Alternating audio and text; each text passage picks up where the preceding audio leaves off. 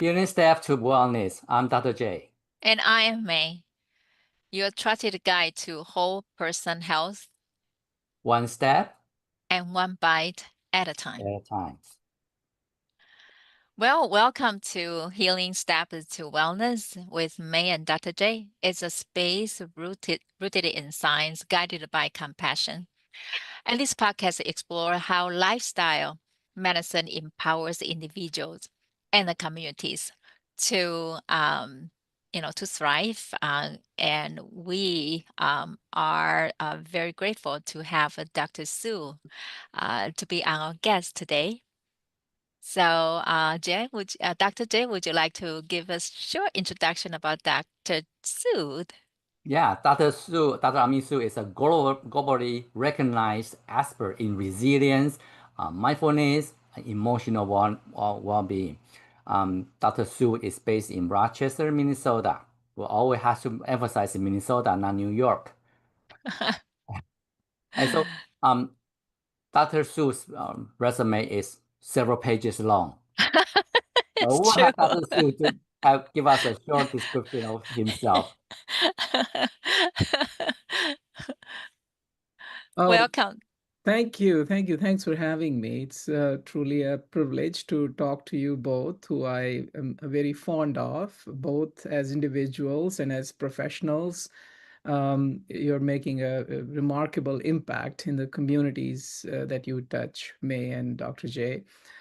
So uh, the way I look at myself, I'm a student of resilience and well-being professionally, and I've been a student of resilience and well-being all my life, and will stay the same. And along the journey, I learned a few lessons, made a few mistakes, and I like to share them with an open heart and good intentions. With a little bit of an accent, obviously. I'm married for 33 years to my lovely wife. We have two princesses and I should call him a prince of our 5-year-old dog Simba. He just celebrated fifth birthday. So two daughters and a boy, and so that's me. I'm happy to talk to you. Uh, my work has been mostly in resilience and well-being, of and relationships, and of late I'm focusing more on helping youth, helping children. Yes. So because your work has touched so many lives, and just like you just mentioned, can you share a bit about your personal journey? What inspired you to focus on this resilience and emotional well-being? Yeah, as a teenager, I remember struggling with a neurological condition, and I witnessed one of the worst industrial disaster that mankind has seen in my hometown, Bhopal. So I thought the rest of the world, Western world in particular, but rest of the world would be a very happy place. But as I grew out of my high school years and really started looking at people, I was just confused by the amount of pain and emotional pain in particular that people were facing. And so I got curious and started studying that, and I realized that human brain was not designed as a happy instrument. It was designed for survival and safety. Mm. So I thought that'll be a good thing to explore. And then there were a few realizations that happened along the way. One thing I realized was that this entire multi-trillion healthcare industry is only impacting 20% of health outcomes. 80% of the health outcomes really depend on lifestyle, on environment, on education, on connections, on stress, and all of the things that you emphasize. So I thought it'll be good to sort of expand into that area.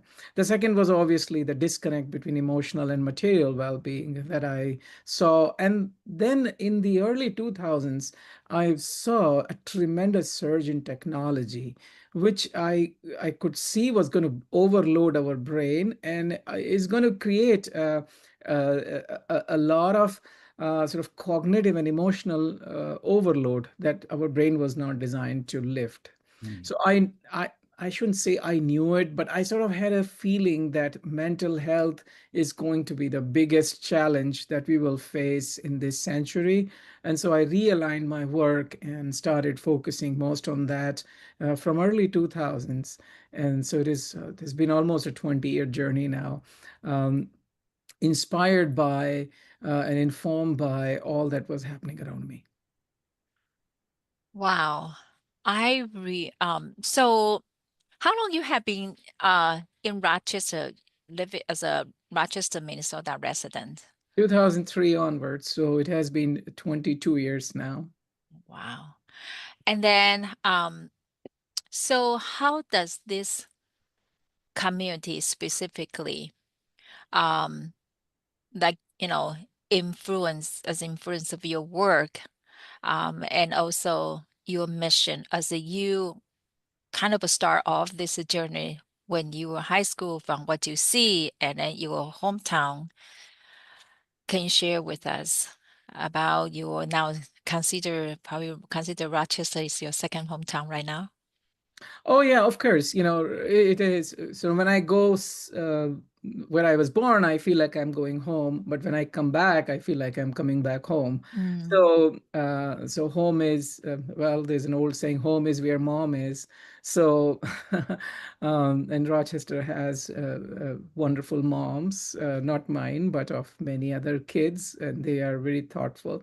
So I think there've been three phases when I look at Rochester and its influence on me and why I absolutely love this city. The first was support.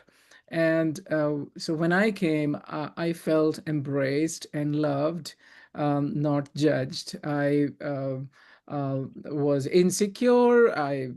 My language was a little rough or unclear. I was not abreast with technology or Mayo Clinic ways, and I was completely accepted and embraced and valued for what I brought. And of course, Rochester has been phenomenally supportive for us to raise our two kids. I mm-hmm, think it is truly the best place in the world if you want to mm-hmm, raise mm-hmm, wonderful children. mm-hmm. That was the first sort of phase.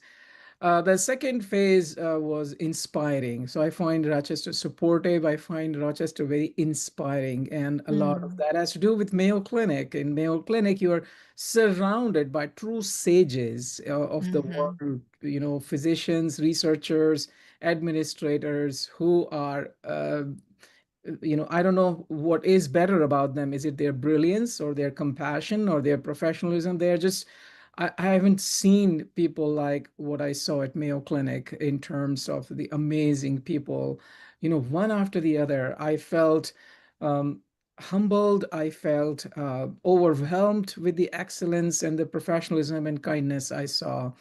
And certainly that really fashioned my outlook towards life and profession. So the inspiring phase was there, which really sort of inspired me to create something new, work harder, and certainly changed my personality also a little bit. And the third one was empowered. And again, Rochester is a very empowering place where there is. Even though it's a smaller town, there is room for new ideas, fresh ideas. I brought interesting, I think, ideas, well meaning ideas, but they were different and they were embraced. And I was empowered to develop them and test them and disseminate them. I've been to most churches here, almost all the schools here, and so many community groups, including obviously what you run. Dr. J and May. So I would say Rochester, I would capture in three words: supportive, inspiring, and empowering. wow. Wow. I Well said. remember when I started out my fellowship at Mayo in 1999, I was told that part of the reason for Mayo greatness was because the weather was so cold, you have nothing to do. But anyway, so you have been teaching about resilience, and you mentioned that the skill is just like can be cultivated. So when you teach the skill of resilience, mindfulness, do you find any some sort of misconception that people will have? Yeah, so I think the biggest misconception is that if I am learning resilience, that means I do not have resilience. So my question is, when you're going to the gym, who is going to the gym? Is it the weakest people going to the gym or the stronger people going to the gym? And most of the time when I go to the gym, I come out a little bit depressed or disappointed because I've got all these strong people in the gym, right? Who are lifting 250 pounds, right? And so I think this is a misconception. Resilience is not binary. It is not whether you have it or do not have it. It's on a continuum. And most people who are open to building resilience are already very resilient in their own way. So I think the other misconception is that if I'm building on resilience, that means I am saying I'm not going to change what is causing me stress. Or if my organization is asking me to build resilience, that means they won't change anything else. No, that's not the case. I think I've wandered the planet long enough to know that there is no single system change that will take away our stress like forever tomorrow. Anything we do has unintended consequences. So anytime an administrator or a leader comes and says, "Oh, we're going to change this, which will fix the burnout," I'm smiling at their ignorance. And anytime someone asks me or challenges me, why should I work on my resilience? They should fix the system first. Say, well, good luck being stressed all your life. So Mhm. I think it's like a bicycle. You've got two wheels on a bicycle. One is you fix the system. Two is you help yourself. So this again, this binary divide, when I'm working on me, that means the system will not take care of me. That is a misconception in resilience. Resilience is all the other misconception, and it's rare. No, resilience is very common. And I think majority of the people are not even aware how strong they are or how much support they have. I hope you have never gone through a very difficult situation in life, but if you do, you experience, and this is what happens over and over in towns like Rochester, where the whole community comes to support you. Right. So it's researcher Dr. Maston calls it ordinary magic. So those are some common misconceptions. It's not binary. You can build it. You can work on it concurrently with reducing your stressor. It's almost like if you have a thorn in your finger, uh, uh, you take your thorn out, but if it is hurting, you also take Tylenol. So you sort of do both. You fix the problem and you support yourself. Um, yeah, I could go longer, but I think that would be plenty. Oh, wow. Um, so, Dr. Su, you also have extensive working, experience working with the big corporate team across the country and in local communities. So, what are the most effective strategies for building the resilience? Since you talk about the resilience and help us understand that. So, especially in the high stress environment. Yeah, so I use a three sort of themes that encapsulate most of what one can do, and also respects the challenges that we are facing. So the first step there is to recognize. And from recognition, what I mean to say is try to understand, why are we stressed? Why are we challenged? What is going wrong? And let me understand it at a deeper level. Mm-hmm. So, for example, with respect to burnout, many of my wonderful colleagues at Mayo, like Dr. Colin West and others, have really pioneered. They are world leaders in understanding what is the prevalence of burnout and challenges that health Mm-hmm. providers face, and what are the underlying reasons, what are the Mm-hmm. drivers of it. Mm-hmm. That is critical information in a company, Mm-hmm. in an organization. I think it's very important to know, why are we struggling before we start solving it. Sometimes we start solving it without asking that question fully. So that Mm-hmm. awareness piece, that recognition piece, is very important because your Mm-hmm. solutions are tailored to that recognition. So Mm-hmm. that's the first piece. And I've sat on boards and led the board of a very large company, 300,000 employees, and that was the first thing we asked. Okay, okay, let's understand the problem and let's understand the solutions we have right now. Mm-hmm. The second aspect is to, uh, okay, now if I can recognize, is there something I can do to remove the problem, cure the problem before I go into my emotional reframing? So, as I was saying, if I have a thorn in my finger, Mm-hmm. torn out, I won't take ibuprofen. If I have pneumonia, I should not be taking Tylenol. I need to know Mm-hmm. you can't cure pneumonia with Tylenol, right? So I think you try to really address the problem before Mm-hmm. you go into emotional strategies in whatever problem that can be addressed. You'll be very annoyed if you go to a physician with dizziness and the physician says, oh, may I just accept it, dizziness is common. You say, no, I've come to know why is this happening and what can Mm-hmm. I do about it. Mm-hmm. And the third step or third big bucket is reframing. So recognize, remove, reframe. Reframe is, Mm. how can I think about it differently?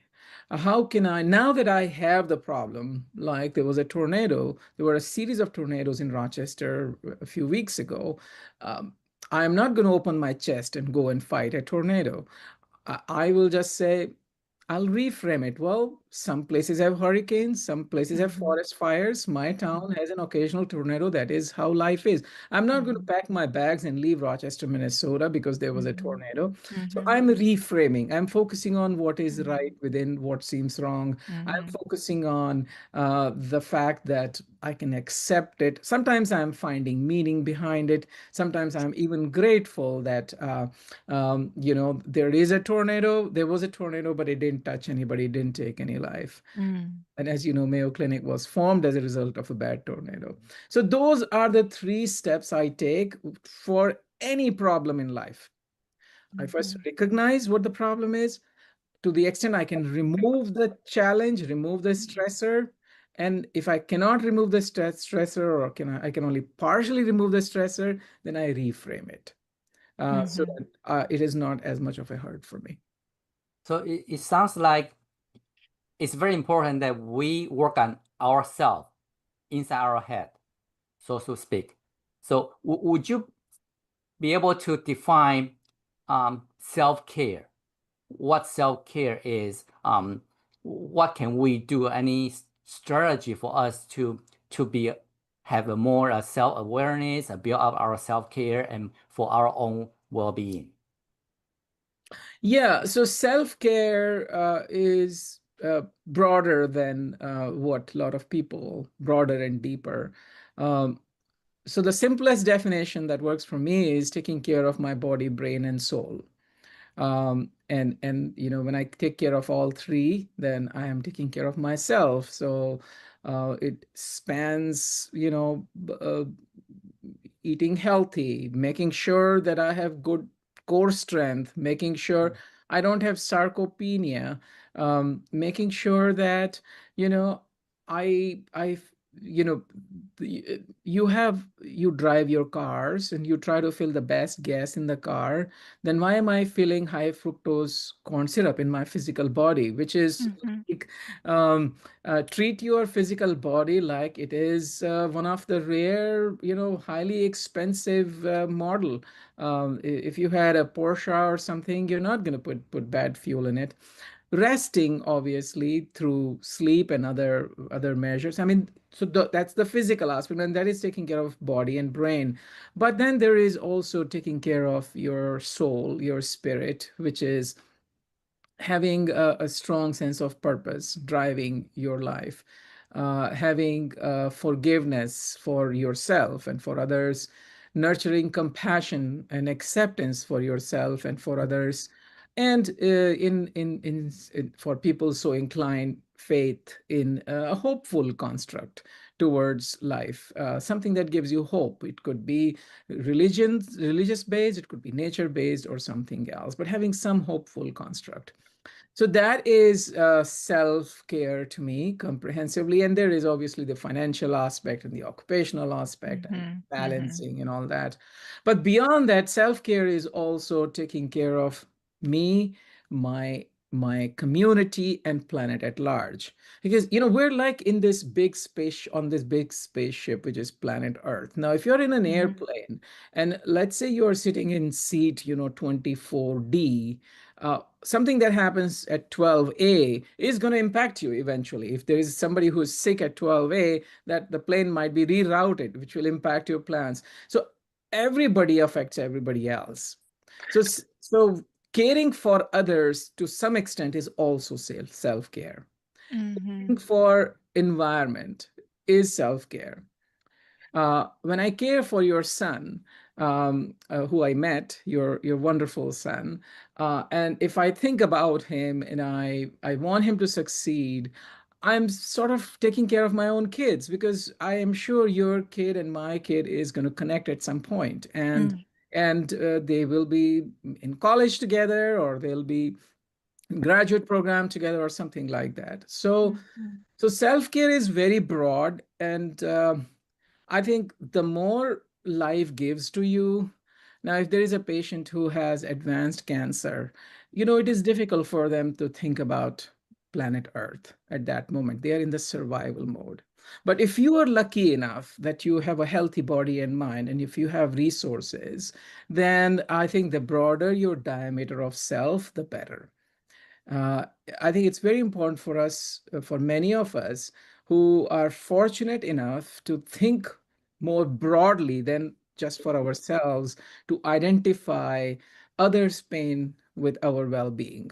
And because if we don't do that, then the planet will become a lonely place, which is what is happening. So I'm glad you mentioned about the spiritual aspect, because at the beginning of your introduction, you talk about in the high school time, and you notice the pain, the suffering. It actually reminded me Buddha, how Buddha gave up being a prince and went into the self-discovery like that. Yes, obviously we are, none of us are anywhere near, but we can be inspired by his passion, the passion of Buddha and the passion of Christ. I think both of them had tremendous passion to transform the world around them. They were really affected by pain and suffering of others, and they both lived a very other-centric life. Um, and we need more people on the planet to be that way. We can only sort of learn from their stories and emulate and do our best to the extent we can. But thank you for mentioning that, because I think we have phenomenal role models who have left their footsteps for us to follow. Well, so beautiful. This is how I see why so many people touched by your teaching, because the way how you describe the self-care, um, it is so profound. It's not just by ourself, which, just our individual, but you expand that in a very wider view. And it is so true that when you never know in such a the planet, it could be so huge as what we see, but it can be a small world. A lot of time we run to each other. We just like, hey, we connected before, or our parents connected, and we connected in somewhere, some part in the world. Um, and then also I hear from you for emotional health, for resilience, those teaching. Um, it's just like what we emphasize as a lifestyle medicine. First of all, you need to identify where is your discomfort, where the chronic disease is coming from, why you have the symptom, so we can treat the root cause. And if we are trying everything and you still, we, still, if we can eliminate or reduce some of the discomfort, but we still have some pain, but how we shift the way how we think and to reduce the suffer, switch our focus. So um, you have so many books that provide the teaching principle, all this kind of a principle in in many focus. And recently, you published a book with a very interesting title. It's called "It Takes You to Tango." Can you share with us about the book and why you use that title? Yeah, thank you. So, I've been observing the rise in loneliness on our planet, despite us being the most populous we have ever been. And I was also looking at research on what can help loneliness, and I realized that loneliness is not increased in clinical trials by just increasing social connections. We're not able to help loneliness by enhancing self-compassion, though, and self-acceptance and self-forgiveness. Loneliness tends to go down. And people who are the most lonely are the ones who have low self-acceptance and low self-compassion. So what I realized was that we have it a little bit upside down. I think we're trying to treat internal loneliness with external connections. So I think the bigger loneliness is people's inability to connect with and befriend themselves. And so I saw the dance of tango, and tango is traditionally two people dancing together. Mhm. And my thing was, I am my best friend, and I alone can dance tango with myself as my best friend. And so I love connection. I'm happily married. I have many, many friends, hundreds of friends, globally, and I feel loved. Yet, um, I'm just happy if you leave me on the other side of the moon. If you leave me there for like 4 weeks, you will alone, you will find me coming back smiling because I like to enjoy my brain. And that's what I tell sometimes my family if they say, we're leaving you alone at home. Oh, no, no, no, I'm with myself. And I really enjoy my brain because I'll think positive. I'll think about something nice that I could do, or think about previous kind actions, or some positive construct. So that's where it came from. It is really to empower the individual. It is not, I'm not saying we do not depend, we are absolutely interdependent. It is decreasing our dependence on others for our Mhm. happiness. It is everybody is eventually, if everybody is truly happy and content and feel worthy within themselves, then we will start supporting each other and not seek energy from others. So that's where it is going. Yeah, that's very nice. I always feel that regardless what phase of the life we're in, there are times we'll be alone. This in the day, in the week, no matter what, we'll be alone. So you really need to, and we are the only one who will be with us for the rest of our lives. And that's why I really feel that I need to be able to, accept myself, work with myself, like myself, at least. So I know also the process of writing a book is a big job. And you probably do a lot of this research, discovery. So when you prepare writing this book, is there any transformative insight that you find? And also, are there any stories that you feel that would especially resonate with the readers? Mhm. Yeah, yeah. So I think one of the clear, uh, profound insight for me was um, understanding how much inner loneliness is there in the society, the invisible suffering, invisible loneliness.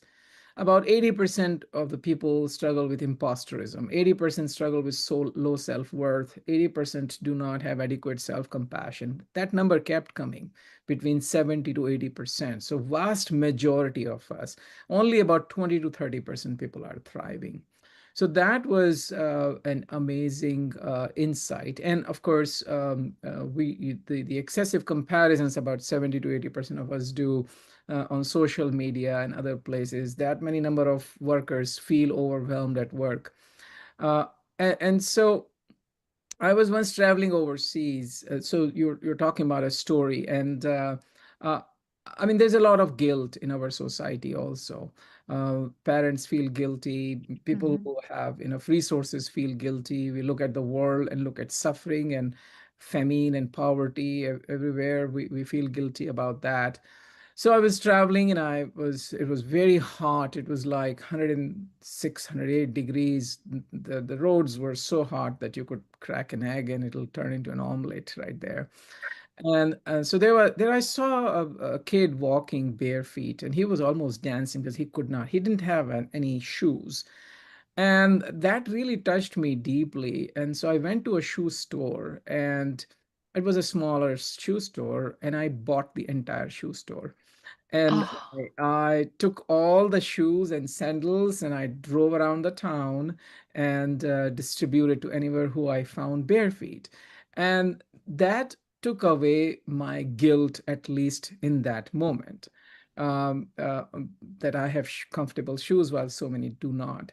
So that story reminds me that one of the best ways to transform your guilt is to not sit alone and feel guilty, but convert that into action, a compassionate action. So when you feel guilty, convert that into compassionate action instead of just sitting alone with guilt. wow! You bought the shoes from the entire store, from all the shoes from the store. You should have seen the face of the store owner. Oh. Crazy. Who does that? Who buys the entire? Thankfully, I had the resources at that time, and the place where I was, they were not that expensive, and so Mhm. I could do that. But yeah, he looked like I was crazy, but yeah, and maybe I was. And I feel like the random of the kindness, sometimes even something very small, even like for myself, I receive a very kind note from a girl, teenager, whenever I went, in an event, and even she kind of slide you a note after all you done with the event, and then you finally had a chance to bring up that note, and it's just very rewarding, kind of a touch your heart, like, I love your dress, I love your hair, I love your smile, as simple as that. And so I kind of remember, I remember one of your teaching is um, gratitude, be kind. And it doesn't take us any financial burden to deliver the kindness and then express the gratitude anytime we can. So you are very good in teaching, a very practical, small tips for everybody to practice every day. So you want to share with us that what are the um, the tips that you use in your daily life that you kind of help yourself find um, no, like a happiness, and that you feel like it's very fulfilling. Yeah, I thank you. So what I like to do is, if I had to put one word, I'd like to live life a little bit deeper than Mm, what the superficial details show, both externally and internally. And so that entails, so the way I like to experience my days when I wake up, I like to remember a few people to whom I'm grateful. And I start with my wife as the first person. And interestingly, spousal gratitude is one of the strongest predictors of happiness in marriage. So, not that I don't annoy my wife, and I do, I'm sure, and I certainly, um, uh, well, I would say she's amazing. There's nothing about her that needs to be changed, but, um, uh, but, but we are all humans, right? And so there are moments you say, oh, I wish this would have been said differently. But I think the underlying theme of gratitude, feeling grateful for your partner, changes the energy with which you connect. So that's how I like to Mhm. start my day. Mhm. And then I like to notice novelty throughout the day. I am I just totally believe in take time to smell the roses. So I like to examine a flower that has dropped on the floor and look at its petals. I would pause to look at a small weed growing from a crack in the pavement, because that was one moment actually that was transformative for me about 15, 18 years ago, when I was nothing was going right. I was dejected, and there was this little weed, it was a little, and it had thrown a flower. And like I said, okay, this little plant has no hope of being admired or valued, or converting it into seeds and propagate, but it is doing its thing. It is doing what nature assigned it to do, and so that's what I should do. I shouldn't worry about success, etc. I should just do my thing. So that's what happens when you cultivate curiosity for the ordinary. So I like to live a very curious day throughout the day. Then when I look at people throughout the day, I like to see them as special and having struggles. I know that in about 100 milliseconds, my the animal within me, the selfish being within me, judges the other people very quickly, and that's not healthy. So I have trained myself that the moment I see another human being, my first instinct is, I wish you well. I'm praying for you right now. I don't know, you may be having a perfect life, you may be struggling inside, but I know everybody is struggling.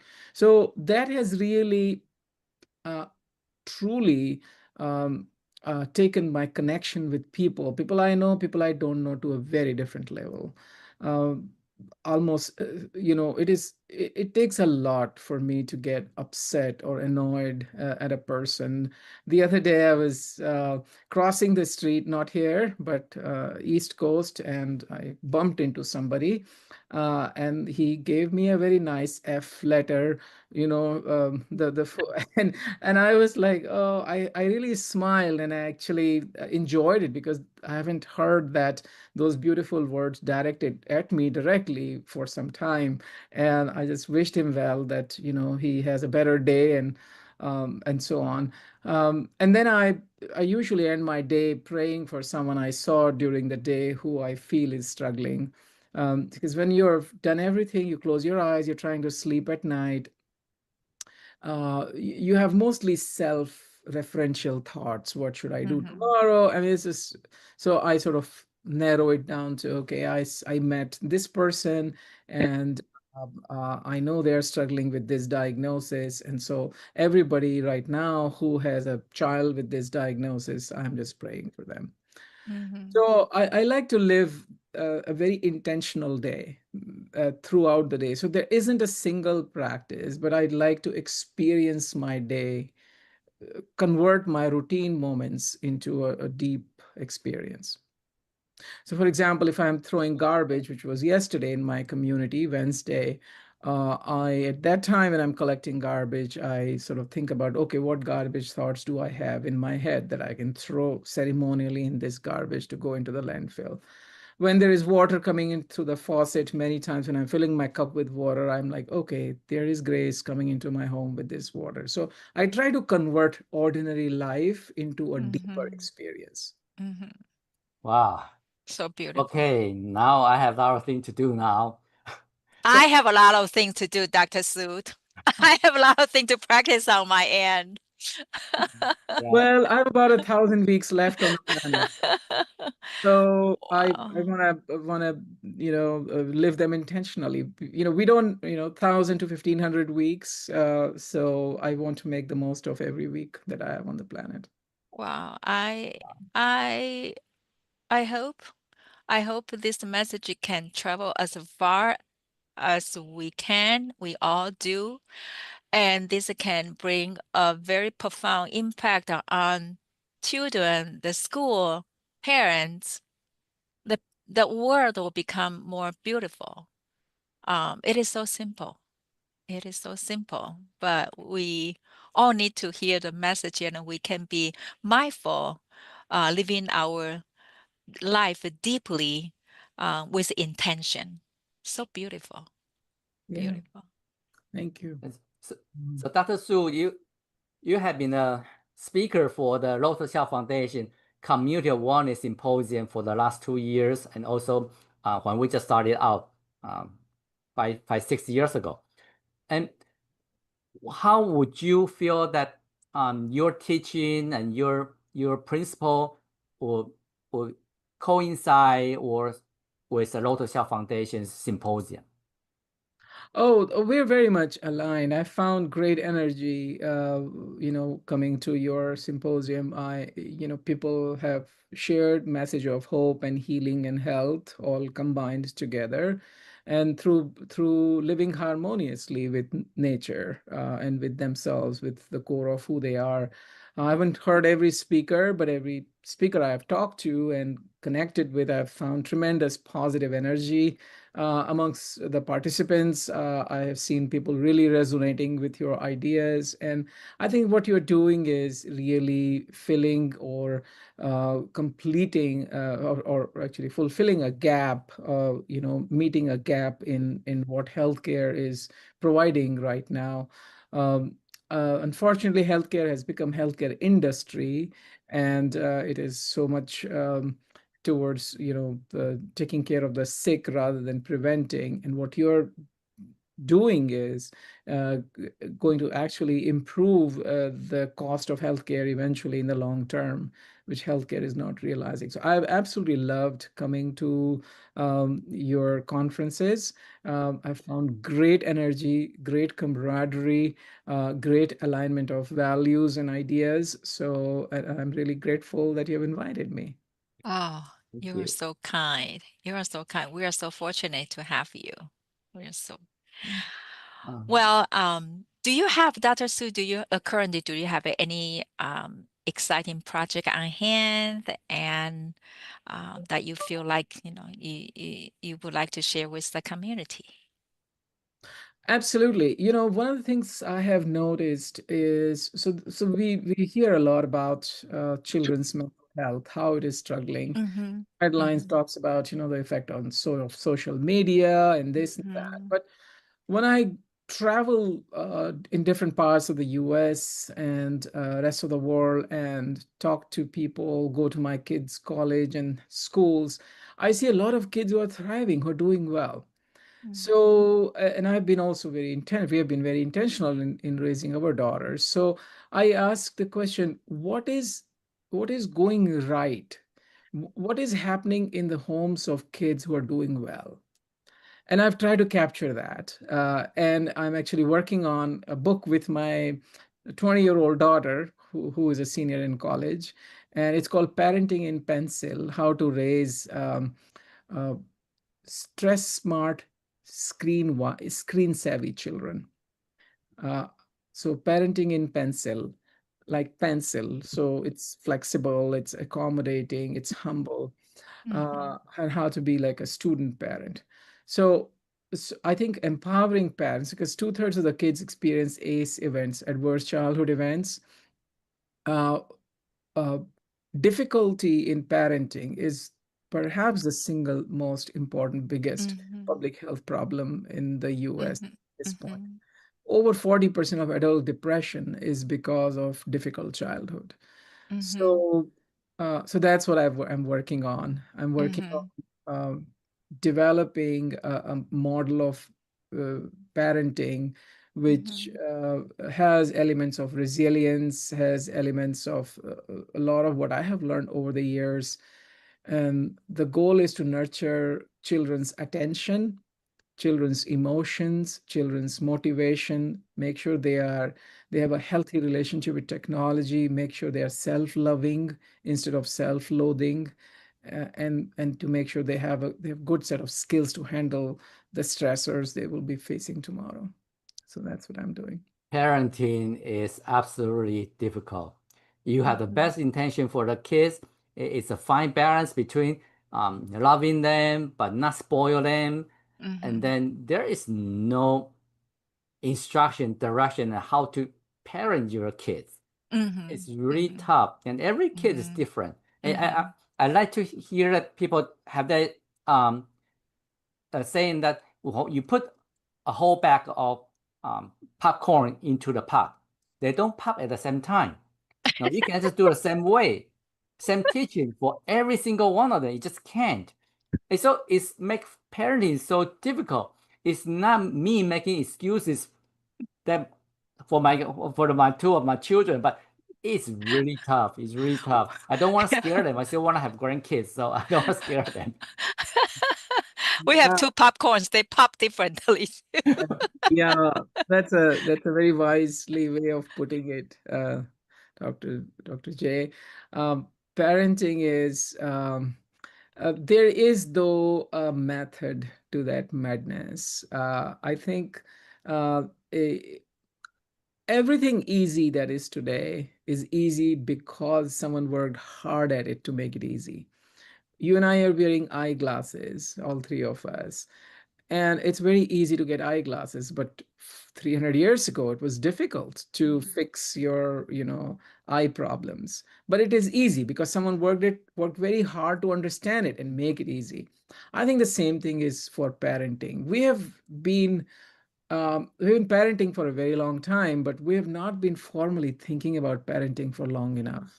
Mhm. So my hope is that we're able to give a method to this madness so that it becomes easier. Just like when you arrive in a new city, and if you have no idea, you'll be like, how do I go? Where? What do I do? But the moment you see you have a map of the city and someone explains to you that, okay, this is how the city is organized, suddenly it starts looking so much better, right? I Mm. was in Redwood Forest many years ago, and I had no idea what I was doing. Then we joined a group that had a guide, and suddenly the whole forest came alive. I could clearly see the patterns, and so that's how I think um, I went into parenting without any guide, any thoughtful sort of. I just went into it, and I said, I'll figure it out. But I think it is good these days to learn from someone who has been through the journey and who is not speaking out of ego, but really out of good intentions, and who perhaps knows a little bit about the terrain. Mhm. Wow, Right? that's a lot of things to learn, to unpack, to absorb, to really self-learn. Um, Time is running out. So, Dr. Sood, are there any tips, things you recommend um, before we go? Well, also, I want to know, when do you plan to have the book complete? Yeah, it should be. My goal is end of August, end of next month. But yeah, and have it somewhere around September or so. It should be out. That's my hope. And along with that, I'll create a number of programs over the coming years to support parenting. This is where I'll put a lot of my effort for the coming 10 years. That, Dr. J, allow me to ask this one more question because we truly need to know. I believe a lot of listeners, they also want to know, especially in this community, that you have so many topics, the focus of the teaching program in around the across the country, around the world, with a corporate. But what are the training program, teaching program that specific available, say for the local community folks that be able to pay attention to? And then once you have your book released and you also have the program about the parenting, how will we know about it? Because I would love to learn, even though we are the empty nest stage right now, but I still love to know, learn You are never an empty nester. Once a mom, always a mom. You will always be a mom. forever. Forever. We'll always need you. You'll be a grandparent at Mhm. some point. and they will you do not graduate from the school of parenting. This is a lifelong course. So I have a email listserv. If you go on my website, you can certainly sign up on that. So to receive information, and I'll send my LinkedIn, Amit Sood MD. If you, I announce most of the things on LinkedIn, and my website amitsood.com. I'm going to put something there too about it. LinkedIn is where is my main social media connection, because I just can't keep up with very many of them. Anyways, and I try not to be in people's faces too much. I would rather have people sort of discover or stumble on, what we are doing, because I think if you're trying to force into people's faces and put too much content out there, then you lose quality and also trust a little bit. So those are the places to find me: at my website, amitsood.com, LinkedIn, and through the email listserv, for with which I send like one email a month or one every 2 months or something like that. Well, I try unless not to sell anything. That's my thing. I've never spent money in advertising or marketing. I know that's a bad thing for scaling something, but I try not to sell anything, so that I don't want my name to be associated with dollars, and because then people lose trust, and that is the last thing I would want, people not to but trust. people can also sign up for your daily tips, right? Yeah, healing, year of healing program. It's free 6 months, so you can sign up on the website also. The year of healing program. Yeah, I got that every day. Well, sorry, Dr. J, I kind of interrupt your last questions. So you were asking Dr. Su about the anything like the tips, or I lost Yeah. I heard Dr. J's question. So I think I do a couple of things when I'm facing a difficult situation. I did mention to you: recognize, remove, reframe. But I think one of the things I do is very quickly is I try to find what is actionable here. Is there Okay. something actionable? Can I do something about it? And if I cannot do something about it, my go-to practice is, will it matter in 5 years? If it won't matter in 5 years, it's not worth my time. My shovel, took out some of the grass in my yard. It's not going to matter in 5 years. I'm not going to be thinking about it. So there is a lot of things that happen. My mailbox crashed in the storm. I'll change the mailbox. It won't matter in 5 years. So we allow a lot of small things to bother us. It's interesting that our psychological immune system is ready for big things, but not so much for small things. And so we overreact. And then if it will matter in 5 years, I have two paths. The first path is what went right within what went wrong. So if something has gone wrong, there is something worse that could have happened. And I try to keep my calm thinking about it. Like the whole story, I was complaining of my shoes that were hurting until I saw someone who had no feet. Right. So if you have that comparison, frame of comparison, because, I want to give myself calm and happy disposition inside of me, which will help me respond to my situation. And the other thing I try to think about is, if it is going to matter in 5 years, will it matter in bigger context? And so that's where you zoom out and I think about, okay, will it matter in the context of the solar system or the Milky Way? And I've gone through challenges in my life where it's in the context of 200 billion stars in the Milky Way. What I'm going through, or this financial loss I had, is very, very small. I went through something very recently, and I said, when I zoomed out and I said, oh, not to just mention in the context of planet Earth, but in the context of Milky Way, what I've lost is so small. There's nothing worth selling my soul over. So that's what I do. We need a few more hours. Especially parenting, that really, I So think that's a long deal. We should we had that. No, but thank you. I'm so glad that you are working on that and going to be available very soon. I think a lot of people will be. we need to have you back when when the book is ready. You can Please. introduce the book. Yeah, I'll be happy to talk about that because that is going to be my ongoing work for the next decade at least, Mm. if not rest of my life, because I think that is one of the biggest problems we Mhm. are facing. We have created this world for adults. Kids have been afterthought. So they are really, really struggling, and that's Mhm. not fair. They didn't create Mhm. social media, they didn't create technology, they didn't create weapons. They didn't create this excessive energy use we are doing. They didn't create so many things.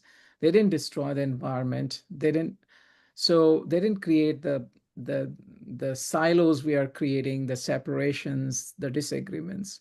But they are the ones who are impacted by it. So I think we have to work together to build a better world for them. And also for parents, because like at our generation, we live in a different culture. At the time that when we grow up, and now we have to adjust our pace and learn how to understand our children, how to shift our gear in a different way, how to be the parent and be friend. Um, I feel like as myself, I struggle a lot on how to define it, the role. It's a tough. Yeah, I have thought through it for 20 years now, and uh, um, thankfully, I think I shouldn't say I know this, but um, I think we have been able to crack the code a little bit about using a lot of different disciplines and a lot of leveraging a lot of research that others have done before us to really organize this whole field into understanding the broad themes and then uh, proactively preventing challenges. I'm focusing on three challenges right now, which is helping kids be stress smart, screen savvy, and self loving. Mm-hmm. The same child, if they experience an adversity, if they are self loving, they will say, "Oh, that's okay, I'll be fine." If they're self loathing, they'll say, "Oh, I'm no use. Might as well end my life." I mean, we have lost kids in our community, and it really hurts, right? Mm-hmm. Because all of that is preventable. Mm-hmm. So, so that's what I'm focusing on as a first step, but we'll build on that. Mm-hmm. Thank you so much. Great. Thank It you. is such a pleasure, such a learning experience talking to Dr. Su. Um, Wow. yes. So Thank you so let's much. plan for the next time when your book is ready. Okay. Absolutely, absolutely, Yeah. Dr. And Sure. All right. Well, thank you so much for your time. What a privilege to have you have this deep conversation. We are so lucky to have you. Well, we also, in the meantime, that we thanks for the audience to listen to this episode. Thanks for joining us on the healing steps to wellness. I'm Dr. J, And I am May, guiding you toward whole whole person person health, health one step and one bite at a at a time. time.